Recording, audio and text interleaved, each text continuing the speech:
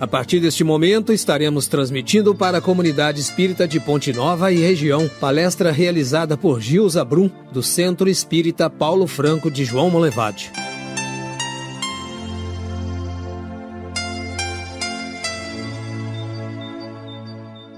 Nossos cumprimentos a todos que nos escutam, que nos ouvem, que nos prestigiam. Nossa saudação em Cristo, rogando a Deus que nos abençoe, nos proteja e nos inspire. Hoje nós vamos comentar o texto Jesus acalma a tempestade. E para iniciar, nós vamos fazer a leitura do texto que foi redigido por Marcos, registrado no capítulo 4, versículos 35 até 41. Naquele dia, ao anoitecer, disse ele aos seus discípulos: vamos para o outro lado. Deixando a multidão, eles o levaram no barco assim como estava. Outros barcos também o acompanhavam. Levantou-se um forte vendaval e as ondas se lançaram sobre o barco, de forma que este ia se enchendo de água. Jesus estava na popa, dormindo com a cabeça sobre um travesseiro. Os discípulos o acordaram e chamaram: Mestre, não te importas que morramos? Ele se levantou, repreendeu o vento e disse ao mar: aquiete-se, acalme-se. O vento se aquietou, fez-se completa bonança. Então perguntou aos seus discípulos: por que vocês estão com tanto medo? Ainda não têm fé? Eles estavam apavorados e perguntavam uns aos outros: quem é este que até o vento e o mar lhe obedecem? Então nós vamos iniciar dizendo que Jesus acalma a tempestade. O próprio título já nos revela ensinamento. O título não é Jesus acalma uma tempestade, mas Jesus acalma a tempestade. Esse aí com um artigo indefinido, querendo dizer que Jesus acalma não só uma, mas todas as tempestades. E nós vamos tentar interpretar o texto, trazendo-o para a nossa vida diária. Que Emmanuel, que era o mentor de Chico Xavier, ele nos ensina em seus livros, e outros benfeitores também nos ensinam, que nós devemos estudar o Evangelho, tentando trazê-lo para o nosso dia a dia, aplicando-o nas nossas relações diárias, comportando-nos conforme os fatos são relatados, procurando aproximarmos o máximo possível dos ensinamentos de Jesus. Então nós temos que, do texto, tirar o espírito da letra. Nós não vamos ficar presos às palavras, nós vamos pegar o sentido. Nós vamos perceber que Jesus dormia na popa do barco. Popa é a parte da frente. E os discípulos vinham atrás. Jesus dormia no travesseiro. De repente, o mar começou a agitar-se, o vento soprava e o barquinho ia quase sossobrando, ia quase afundando na imensidão do mar. E os discípulos correram, foram até Jesus, parecendo até que faziam uma advertência a Jesus, uma reclamação: mestre, não te importas que morramos? Nós estamos aqui, como a dizer assim, nós estamos aqui morrendo de medo, nós estamos aqui apertados com esse vendaval, certos de que tudo pode acontecer e o Senhor está dormindo. Nós vamos perceber que Jesus então levantou-se, repreendeu o vento e disse ao mar: aquiete-se, acalme-se. O vento se aquietou, fez-se completa bonança. Então perguntou aos seus discípulos. Jesus virou para os discípulos e disse: por que vocês estão com tanto medo? Ainda não têm fé? E eles comentavam entre si: quem é este que até o vento e o mar lhe obedecem? Nós vamos verificar aqui que, trazendo isso para o nosso dia a dia, nós vamos ver que na nossa vida diária, muitas vezes também nós passamos pelas tempestades da vida. Quando é que acontecem tempestades em nossa vida? Nós mesmos vamos responder. Acontecem as tempestades quando nós, por exemplo, perdemos um ente querido, perdemos o emprego, temos uma desilusão muito grande, uma decepção muito grande, um desapontamento que nos entristece. Nós vamos verificar que as tempestades da nossa vida são os aborrecimentos que vêm até nós, as lições porque nós temos que passar, as provas e expiações que nos vêm para nos testar, para nos aprimorarmos. Nós vamos ver que essas coisas geralmente acontecem quando nós adormecemos o Cristo que está dentro de nós, porque o Cristo, ele nunca adormece. Cristo está sempre do nosso lado. Deus está sempre conosco porque ele habita dentro de nós. Em uma ocasião, Jesus mesmo disse: o reino de Deus não busqueis aqui, ali e acolá, pois o reino de Deus está dentro de vós. Mas quando nós permitimos que Jesus adormeça, quando nós adormecemos Jesus, as tempestades vêm. E quando é que nós adormecemos Jesus? Jesus adormece dentro de nós, nós o adormecemos quando nós nos distanciamos do bem, quando nós nos distanciamos do nosso lado espiritual, começamos a viver a vida como se ela fosse feita só das coisas materiais. Quando nós não nos importamos mais com o bem, quando nós estamos vivendo completamente ignorando o plano espiritual. Nesse momento, Jesus é adormecido, nós distanciamos do Mestre, mas ele nunca nos abandona. E vamos ver que ele está sempre à nossa frente, nos guiando, mas nós permitimos que ele adormeça. Nós vamos ver que Jesus distancia de nós? Não, nós distanciamos de Jesus. Jesus está sempre à frente. Jesus vai na frente do barco, guiando, pois ele está no leme, não só do nosso barco, mas das galáxias, do universo. Jesus está no leme do orbe terrestre. As tempestades, portanto, meus irmãos, são as coisas que nos acontecem. O barco pode significar a nossa intimidade. O mar revolto, a nossa reencarnação. Os ventos são as tribulações que nos acometem, mas Jesus acalma. Jesus está no leme. Então, o que nós vamos verificar? Que houve duas advertências que Jesus fez aos discípulos. Primeiro, perguntou se eles não tinham fé. Por que eles têm medo? Nós vamos primeiro falar do medo, os dois tópicos que foram falados por Jesus, é o medo e a fé. O medo, Jesus atribui a nós, atribui ao medo as derrotas que muitas vezes nos acontecem. Como assim? Quando nós deixamos o medo nos dominar, nós perdemos o equilíbrio e não raciocinamos dentro da lógica das coisas. O medo nos tira o ânimo de avançar, o medo nos deprime, o medo nos impede do crescimento, o medo nos deixa na nossa zona de conforto. Quando o mundo nos convoca, às vezes nós temos brilhantes oportunidades, mas não vamos porque temos medo, não gostamos de arriscar, estamos sempre na nossa zona de conforto e depois nós ainda culpamos a vida, culpamos o destino, culpamos Deus, culpamos Jesus, mas nunca culpamos a nós mesmos, que nós permitimos que o medo nos tolha. Em segundo lugar, Jesus pergunta pela fé. Admoestando, o Evangelho nos fala um ponto muito importante que Jesus fala sobre a fé.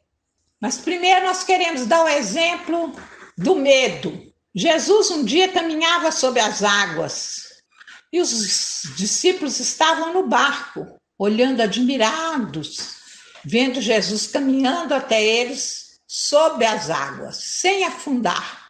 E Jesus, então, estendendo a mão, convidou: vem, Pedro, vem até nós.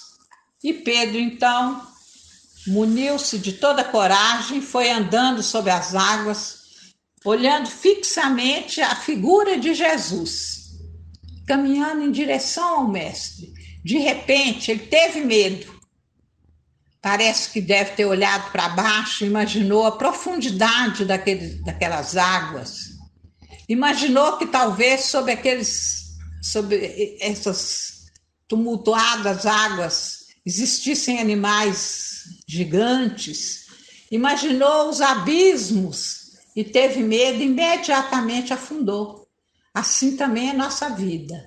Quando nós miramos o nosso foco no objetivo a ser alcançado, miramos e investimos todas as nossas energias, todos os nossos esforços no ponto que nós queremos chegar, no alvo, no objetivo, com certeza nós vamos caminhar seguros, vencendo as tribulações, passando por águas tumultuadas, vencendo os abismos, nem imaginamos os perigos que nos assaltam, nem os animais, entre aspas, que podem estar nos espreitando. Nós simplesmente caminhamos naquela direção. Mas a partir do momento em que nós temos medo, nós desconcentramos, nós mudamos nosso foco, nós ficamos acovardados e desistimos, das vezes, dos grandes projetos da nossa vida. A segunda pergunta que Jesus fez: ainda não têm fé? Nós vamos imaginar esses discípulos que conviveram com o Mestre, presenciaram os fatos maravilhosos que Jesus fez, viu tudo o que aconteceu, Jesus curando os enfermos, trazendo a vida aos mortos, curando cegos, leprosos, surdos. Os discípulos que viram tudo aquilo presenciaram e ainda não tinham fé, porque a fé é uma virtude que precisa de ser cultivada dia a dia. Dia a dia nós temos que cultivar. Vejamos aqui, Jesus nos diz que se nós tivermos fé como um grão de mostarda, está no Evangelho segundo o Espiritismo. Nós vamos aproveitar e abrir um parêntese aqui. Evangelho segundo o Espiritismo não é evangelho inventado pelos espíritas, não. É um evangelho que comenta passagens gloriosas da Bíblia sob o foco da doutrina espírita. Então vejamos aqui. Os discípulos haviam presenciado tudo, estiveram com Jesus o tempo todo e ainda não tinham fé. Precisavam ainda de um tempo para cultivar essa virtude sublime. E Jesus, quando ele diz: se tiverdes fé, como um grão de mostarda, direis a esse monte: arreda-te, lança-te ao mar, e o monte assim o fará. Nós queremos interpretar aqui como um grão de mostarda. Na Palestina, na época de Jesus, até hoje, existe uma árvore frondosa que é a mostarda. Nós aqui conhecemos mostarda de horta para fazer salada. Lá existe uma árvore generosa chamada mostarda. Ela é imensa, mas tem a semente, a menor semente que se pode imaginar. Entretanto, essa semente contém todos os elementos que vão germinar e fazer com que ela se torne uma das maiores árvores. Então, a nossa fé tem que ser assim, tem que ser como um grão de mostarda.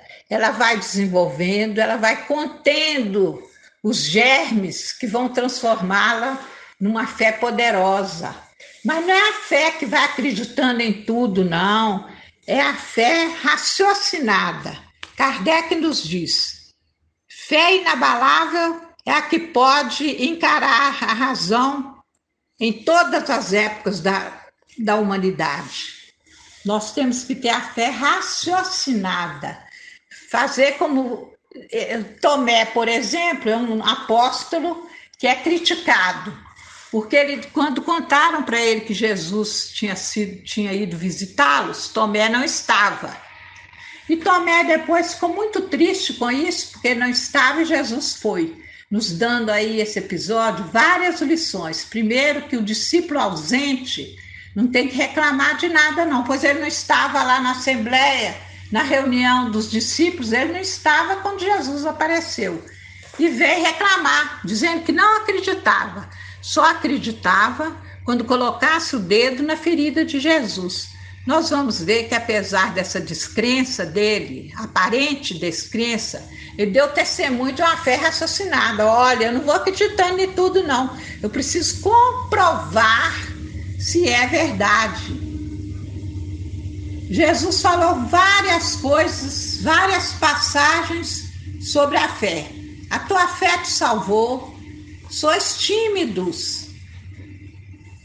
E os agressivos, o mal é agressivo, o bem é tímido. A fé é como um grão de mostarda. Nós vamos comentar isso aqui ainda. Muitas pessoas dizem assim, eu tenho fé, a minha fé é maravilhosa, eu tenho uma fé que é uma fortaleza. Isso quando as coisas estão indo bem para todas elas. Mas, quando as coisas não andam bem, quando as coisas não acontecem dentro dos planos que a pessoa queria, ela diz, perdi minha fé. Deus não gosta de mim. Meu anjo da guarda anda esquecido. Esse aí é a qualidade daquele pusilânime, aquele que não tem firmeza. Um dia ele tem fé, outro dia ele não tem. Quando as coisas estão boas, ele tem uma fé, graças a Deus. Quando as coisas não vão bem, ele, não tem fé mais não, perdi minha fé. A gente não perde o que tem, não. Para que a tua fé não desfaleça. Isso é Pedro, Jesus admoestando Pedro. Rezei ao Pai para que a tua fé não desfaleça. A fé é muito importante em nossa vida. Nós vamos lembrar que Tomé, quando Jesus voltou, visitando os discípulos, pediu que Tomé tocasse a ferida dele e verificasse se era ele mesmo. Nós vamos ver a importância da fé. Nós temos que lembrar que Deus nos criou simples e ignorantes. Ignorantes querendo dizer, nós não conhecemos nada. E à medida que nós vamos vivendo, à medida que nós vamos adquirindo conhecimento, conhecereis a verdade e a verdade vos libertará.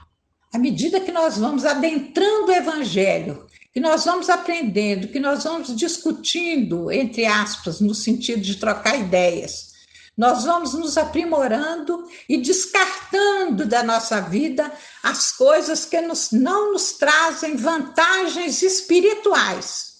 Isso aqui não me serve porque só está me puxando para baixo. Essa conduta aqui me traz depressão.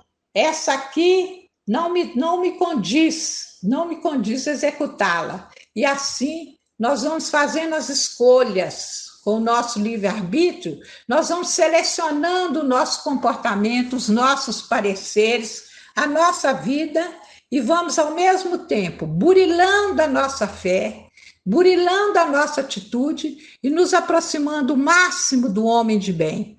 Enquanto nós formos displicentes com as leituras do Evangelho, muito mais ainda distanciados, displicentes com a vivência evangélica, nós vamos viver no mundo simplesmente passando pelo mundo, quando é a grande chance da nossa regeneração, de nós estarmos realizando tudo aquilo que nós não dávamos importância.